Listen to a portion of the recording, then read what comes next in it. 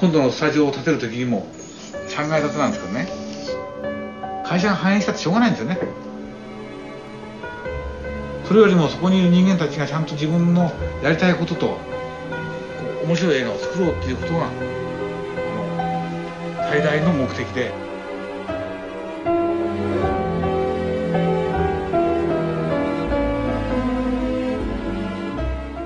One consistent theme in my work is to watch good animation and surpass it. That was a quote from Hayao Miyazaki in 1978, and ever since then he's developed a filmography compiled of some of the greatest animated masterpieces in cinematic history. For 40 years, Miyazaki's dexterity and creativity has dazzled audiences through his feature-length animations, to become the undisputed master of his craft. Only those whose names have become synonymous with the medium could profess to a career as consistently successful and celebrated as his. But how has Miyazaki maintained not only critical acclaim, but a far-reaching audience? Unlike his native land, in the West there still remains a stigma that most animation is solely for children, and thus animation that's created typically tends to avoid the more burdensome themes we're accustomed to in our live-action films. However, Miyazaki is not your typical animator. He took an approach to animated filmmaking that concentrates on the emotional intricacies of his subjects, as opposed to creating, ironically, cartoony characters. His aim wasn't to make things that spoke down to children, his aim was to make films that would help us all further understand the human condition. Movies such as The Curious Adventures of Mr. Wonderbird and Hakujiden were Miyazaki's inspirations for how he would approach animation, always admiring the early works of Disney for their technical abilities, but thought their emotional depictions were far too simplistic. Early days of animation could get away with being somewhat shallow, but Miyazaki sought to change that, famously hating the prescribed label of the Japanese Disney. A more appropriate title would be a Japanese Yuri Norstein, as Miyazaki's animations aren't about their external flair, but their internal subtleties. He stated numerous times that the film The Snow Queen showed him animation's potential in its depiction of human emotion. These influences are what formed the filmmaker we have today, setting him apart from his contemporaries. A combination of skill and proficiency of Western animators with an approach of Eastern sensibility. Because Miyazaki's foundations for his films are found through empathy and reality. Empathy captured by the audience self-projection on the characters, and reality through the honest depiction of the unpredictability of people's lives. Above everything, if we wanted to know what makes a Miyazaki film, then all we need to look at is the emotional element. そしたらそのプロデューサー室のあれですね、子供は分からなくても分からないものに出会うことが必要で、そのうちに分かるようになるんだってなことを言ってくれたんで、そういう考え方もあるなと。Miyazaki has stated that at the core of all his stories, there must be a sense of realism. Amidst the gods, demons and fantasy elements, it's the human side that's always prioritised. His focus often lies on human nature, and what can be understood irrespective of culture. Characters that are fully fleshed out with clear goals. The starting point of any character is to understand what it is they want. Don't you worry, I promise I'll get you out of here soon. Just don't get any fatter or they'll eat you! Make it clear what your character wants to achieve, otherwise they'll have no obstacles to overcome. Keep it simple. Lupin wants to save Lady Clarice. That's all we need. You've got an objective, but none of it matters if your characters have no three-dimensionality. Miyazaki begins the humanization of his characters through the purely visual means of character movement. Beginning his career as a manga artist, he was influenced by a style known as gekiga, a form of manga akin to more serious storytelling and as a result more realistic drawings.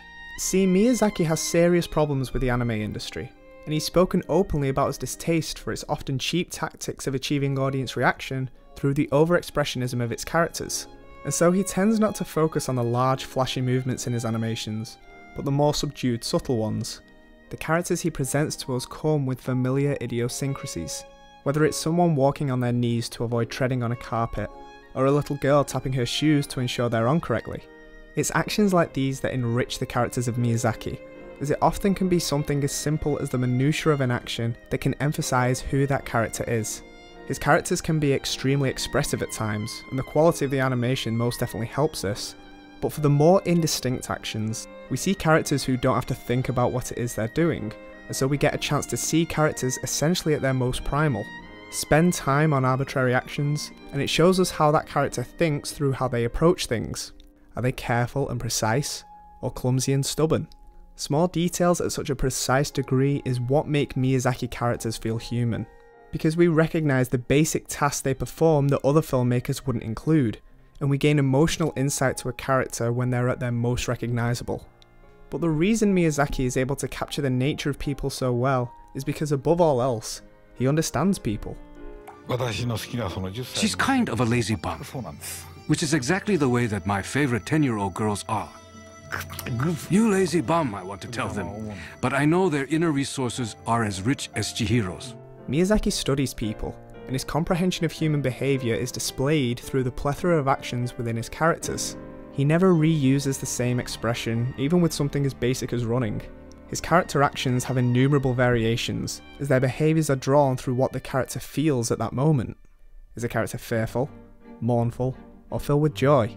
Any emotion can be displayed in not what your character does, but how they do it. With the implementation of this technique, the character never loses their vitality. Miyazaki's animation should be watched from the perspective of our own lives, because his goal is for us to understand ourselves better through the people of his stories. The truthfulness of his characters is how this is achieved. A character like Mei is single-minded, and Kiki can be rude, but character imperfections are necessary for realism. Audiences can't identify with someone that's been written to be perfect. We need some commonalities, and character shortcomings are a requisite for this. Nobody's perfect, and Miyazaki enforces a vital rule when making any character. Just because they're the protagonist, it doesn't make them infallible. It's another example of how Miyazaki gets us to realise our familiarities with the characters. Who doesn't remember clutching something close when you were nervous, or holding grudges because of a jealous tiff? Nostalgia is prevalent in a Miyazaki animation, with characters often being representations of something we discarded in growing up. That feeling of yearning for a time past is experienced by all of us. However, in a Miyazaki film, we use a surrogate for this emotion and enjoy a world of unique experiences. By having his characters magnify the elements of ourselves that we recognise the most and present it to us in such a realistic manner, these characters become humanised, and humanising is the way Miyazaki develops an empathic bond between the audience and his films. それから本当に心に穴が開いてしまった悪役を出すと映画全体が本当にすさんだものになりますから、それはやっぱり描きたくないんですね。アニメーターが仕事やってる時見るとこう笑顔を描いてる時は笑顔になってるんです。それから悪役を描いてる時は大抵嫌な顔して描いてますから、なるべく笑顔の方が長い方が映画としてはいいんじゃないか。Miyazaki's attention to the subtleties of people displays a complexity, one that's present throughout the entirety of his worlds. It's interesting to see a filmmaker's philosophies permeate their filmmaking to such a degree as Miyazaki's have, but his process involves capturing what he sees in humanity, so really it shouldn't come as such a surprise that the themes of his films are often based around his social and spiritual beliefs. One theme often presented is the idea of animism, the notion of a spiritual kind of connection within all of nature. Although Miyazaki believes people to be a part of nature, and so they're incorporated into this connection too.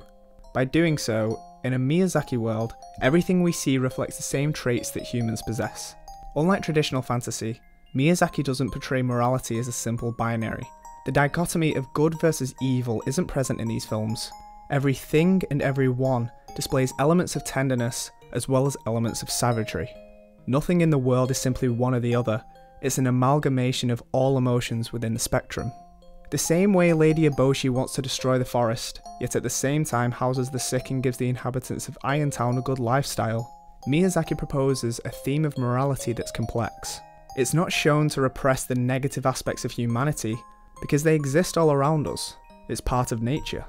Brutality and tenderness coexist without any contradictions in these worlds as they do in our own. This realism avoids pandering to an audience to give an unflinching view of our own existence. But the message we see is that the story is never about the protagonist winning. It's about the protagonist adapting and growing to a world that isn't built around their needs. We're confronted with harsh realities, however they're addressed so that something better may arise. Many animations end with everything tied in a neat bow, saved by a deus ex machina that solved everything, but there hasn't really been any development of the character. They achieve their goal without overcoming any long-lasting personal obstacles. On the other hand, Miyazaki characters never end as the audience expected. They begin flawed and remain flawed, but their experiences have helped blossom their outlook. Ashitaka's scar may still remain, and no one may ever understand or believe Chihiro. But the solidarity and connection they've made with their world is an example of a spiritual liberation of the character, instead of a material one.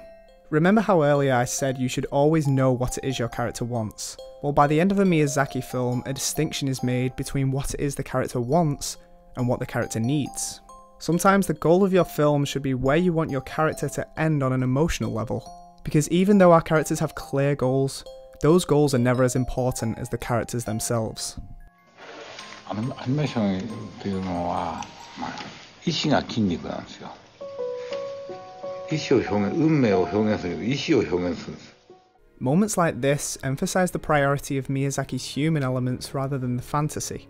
And I think it's important to take into account Miyazaki's attitude to filmmaking, because a lot of this can simply be credited to the film's production. Miyazaki never studied screenwriting, and to this day he leaves a lot up to feelings and intuition. It's a very interesting approach to filmmaking, because while the film's being made, the scripts and storyboards are simultaneously worked on.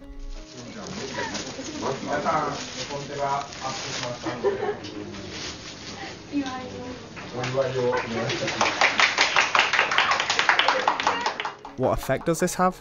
Well, because no one knows how the story will end, it's never made the primary focus. Instead, many scenes are planned out individually, not as story threads, but simply as methods of conveying emotion. It's a technique wherein if all we saw was the one scene, we would understand all of the emotional information that was there. To achieve this, Miyazaki simply continues to draw settings that evoke feelings. He's never concerned about plot in the early stages. Emotion is the key, and it's important to instill this in the audience before anything else. The reason as to why his films create atmospheres so well is because the imagery takes precedence, continually altering them during pre-production with no other objective than to have them make us feel something. The impression of a landscape is dependent on the emotions of the person viewing the landscape. By displaying the world through the emotional perspective of the character, the world can reflect this emotion back. He rarely uses flat landscapes. His settings are typically in valleys, coves, or even the sky. Human sensibilities are often connected to the weather. All of these meticulous details are what fill the screen.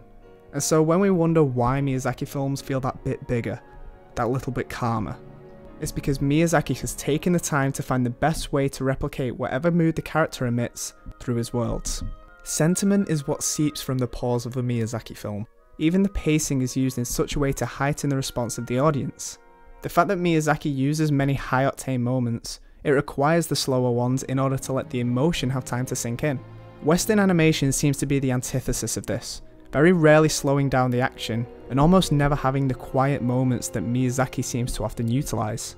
See, I often find silence and stillness to be the reflective moments of cinema, periods in which your audience shares a moment with your character simply to figure out their situation, or perhaps in turn project their own feelings onto the character. Miyazaki will often let time slowly pass by for our characters, in the hope that the connection we've made with them is what speaks at that moment. We may wait at a bus stop, or we may travel along a silent train journey. But through the minds of our characters, we've related. It doesn't need to be explained. We know exactly what they're thinking.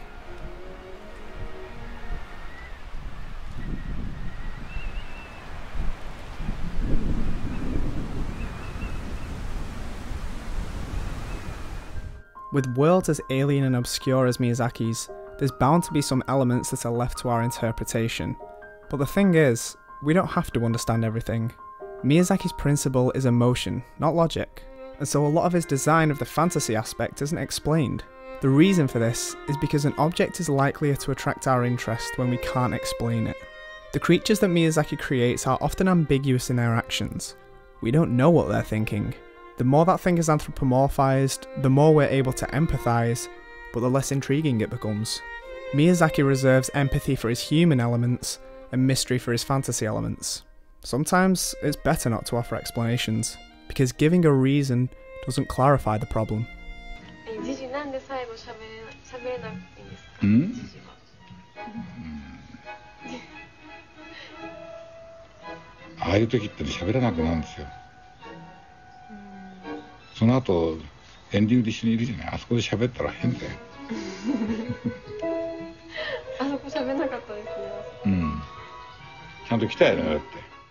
Miyazaki once said, If I were asked to give my view of what animation is, I would say it's whatever I want to make.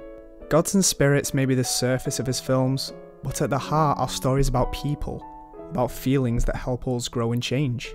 His environments may be disjointed at first glance, but his use of modern elements gives us something to recognise. And it's his implementation of traditional Japanese design that gives the world a mystery, yet a consistency. It all comes down to empathy with people and reality of the world. In the end, Miyazaki offers a sense of liberation to his characters, and in turn, does so to us. We see people in a suffocating society, but ultimately show characters that become self-reliant, not through a tangible achievement, but an emotional one.